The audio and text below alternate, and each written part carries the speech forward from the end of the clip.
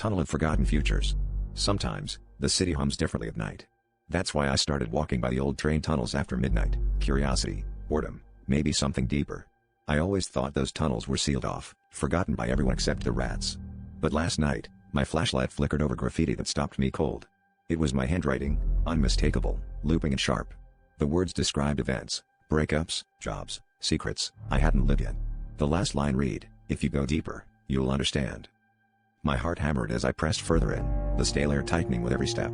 Each wall I passed was painted with more messages, all written by me.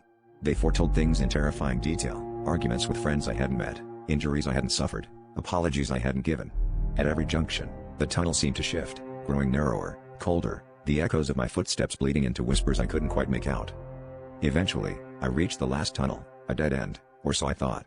The final message sprawled across the bricks, "You're almost there. Remember the choice." As I traced the letters, the wall shuddered and slid open, revealing a cramped stone chamber. Inside, a figure sat hunched, scribbling in a notebook. Even in the flickering beam of my dying flashlight, I recognized the profile. It was me, older, gaunter, eyes ringed with sleeplessness. I looked up and smiled with cracked lips. "I've been waiting for you to finish the story," he rasped. The notebook trembled in his hand as he held it out. "Every time you write, you trade a memory for a prophecy. The more you know, the less you remember." The walls began to close in, graffiti writhing like insects under my skin.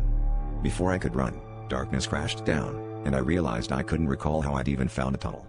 Or who I was before I started reading my own future.